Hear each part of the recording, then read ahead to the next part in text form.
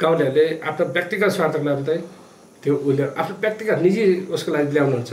तर हामीले पालिकाले के गर्छ भने एकजनालाई मात्र होइन एउटै योजनाले उहाँले ल्याउनु भएको निवेदन जुन आवश्यकता छ त्यसलाई अरूलाई सम्बोधन होस् भनेर हामी त्यसरी गर्छौँ। र त्यसमध्येमा कोही कोहीलाई चित्त बुझ्दैन अनि सामाजिक सञ्जालमा गएर चटक कमेन्ट गर्ने गर्छन्। विकासको मेरुदण्ड सडक हो, त्यसकारण हामीले सडकलाई प्रायोरिटीमा राखेर प्रत्येक वडामा जहाँ चाहिँ ट्र्याक थिएन, जस्तो कि यो वार्ड नम्बर 4 को राउतेबाट यहाँ पालिकासम्म आउनलाई ट्र्याक थिएन, त्यो खोल्ने काम गर्यो। र दामनपाखरिन मार्ग अहिले जुन साकोस तिप्लिङ दामनपाखरिन मार्ग भनेर नामकरण भएर आइसकेको छ र त्यो सडकलाई चाहिँ डुन्डुरेसम्म चाहिँ मेरो निर्वाचित हुनुभन्दा अगाडि ट्र्याक खोलेको थियो। र डुन्डुरे पारी भन्नाले वार्ड नम्बर 2 र 1 मा नयाँ ट्र्याकै थिएन र त्यो खोलेको काम चाहिँ प्रदेश सरकारसँग मिलेर गर्यो। र वार्ड नम्बर 2 को संयुङदेखि वार्ड नम्बर 1 हुँदै रुबी भ्याली जानलाई तल ज्योति आविसम्म हामीले ट्र्याक खोलेको थियौँ। र त्यसले गर्दाखेरि समग्रमा पहिलाको जनजीवन भन्दा अहिले आवत जावतदेखि लिएर भारी बोक्नुदेखि लिएर जस्तो पुनर्निर्माणको सामग्री बोक्दाखेरि तिप्लिङ हेर्नुतिर पुर्याउनु पर्दाखेरि धेरै महँगो, प्रति किलो 80 रुपियाँ लिन्थ्यो भने अहिले त्योबाट चाहिँ हामी मुक्त भइसकेको अवस्था छ। र त्यसले गर्दाखेरि जनजीवनमा जस्तो बिमारी भएको बेलामा अपरझट एम्बुलेन्स कहाँबाट लाने कसो गर्ने भन्नु परेको छैन। र त्यो एउटा सबभन्दा पहिलो प्रायोरिटी हामीले सडकलाई दियो। र त्यसपछि विभिन्न किसिमको उत्पादनमूलक र स्वास्थ्य भवनहरू, विद्यालयहरू त्यसरी चाहिँ क्रमशः हामीले काम गर्दै गएर अहिले आएर चाहिँ यो तपाईँहरूले आफैले देख्न सकिन्छ। र पहिलो कार्यकालमा त्यो भयो भने दोस्रो कार्यकालमा निर्वाचित भइरहँदाखेरि मेरो फर्स्ट प्रायोरिटी भनेको यो किमताङ फेदीमा नेत्रावती टप्जङबाट हामी यता किमताङ वारीपट्टि तर्नलाई एकदम पुलको आवश्यक थियो। धेरै हामीले जोखिम लिएर हिँड्नु पर्थ्यो र अब लगभग 3वटा गाडी फेर्नु पर्थ्यो धादिङ विश्व पुग्दाखेरि। र अहिले त्योबाट पनि गत वर्ष हामीले नेपाली सेनासँग र हाम्रो भौतिक पूर्वाधार मन्त्रालयसँग सहकार्य गरेर एउटा बेलिपी चाहिँ राखेर अहिले एकदमै हामीले हिउँ बर्खा भन्नु छैन, राम्रोसँग सजिलैसँग हामी धादिङ विषय पोखरा काठमाडौँ पुर्याउन सक्छौँ।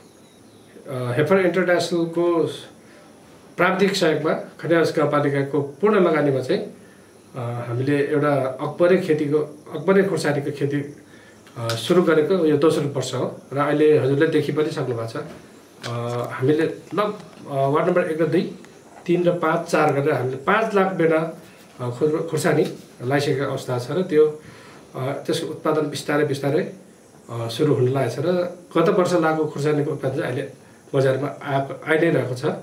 यसले गर्दा सायद खनियास गाउँपालिका धादिङ मात्रै नभएर नेपालको कुनै पालिका मध्येमा सायद अकबरे खुर्सानी लगाउने मामला चाहिँ हामी अग्र स्थानमा छ जस्तो लाग्छ। र अर्को हामीले व्यावसायिक रूपमा कफी खेती सुरु गरिसकेका छौँ। यो त मैले 2071 सालबाटै सुरु गरेको र भूकम्पको कारणले गर्दा यसलाई पूर्णता दिन पाएको थिएन। र अहिले यो वार्ड नम्बर 5 मा चाहिँ 1 वडा 1 पकेट क्षेत्र भनेर उत्पादन वार्ड नम्बर 5 मा चाहिँ प्रदेश सरकारको अनुदान पनि छ। र अहिले लगातार 4 नम्बरबाट पनि कफी प्रवर्धन भनेर हामीलाई प्रदेश सरकारबाट बजेट परिसकेको अवस्था छ। र कफी चाहिँ यसपालि हामीले 40,000 बेडा चाहिँ हामीले किसानहरूलाई वितरण गरिसकेको छ। र म आउँदाखेरि प्रत्येक ठाउँमा हेर्छु लाइभ पनि सकेको छ। र हाम्रो प्राविधिकहरूले एकदमै राम्रोसँग सहयोग गरिरहनु भएको छ। अर्को व्यावसायिक टनेल गोलबेडा खेती हामीहरू आउनुभन्दा पहिला यहाँ सडक भनौँ न उता नगढ जाँदा पनि पुल थिएन, यता त भन्नै परेन धादिङबाट त। र अहिले बाटोघाटोको व्यवस्थापन भइसकेपछि पुलको व्यवस्थापन भइसकेपछि झन्डै हामीसँग झन्डै 800 टनेल गोलबेडा खेती पनि 800वटा टनेल विस्तार भइसकेको छ। यसमा पनि हाम्रो गाउँपालिकाले पूर्ण रूपमा प्लास्टिकहरू अनुदान दिने अनि त्यो चाहिने जस्तो हजारी अनि इक्विपमेन्टहरू हामीले अनुदानमा दिइसकेका छौँ र अहिले यो कार्यक्रम चाहिँ जारी नै छ। गाउँवासीहरू मात्र नभएर उहाँहरूको त्यो चेतनाको विकास गर्नले चाहिँ मलाई एकदम अप्ठ्यारो भएको र म अहिले त्यो अभियानमा लागेको छु।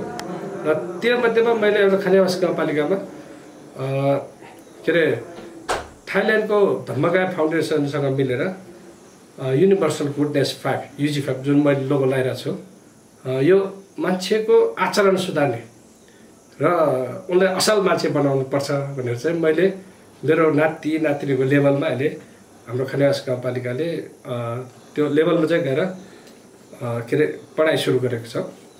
त्यो नै सबैभन्दा मलाई टर्निङ पोइन्ट चाहिँ, किनभने जस्तोसुकै तपाईँको विकास गरोस् भनौँ न, एकदमै झिलिमिली बनाउनुहोस्, तर तपाईँको भित्री बाहिर र भित्री सफा छैन, मन सफा छैन, चरित्र ठिक छैन, त्यो हुँदैन।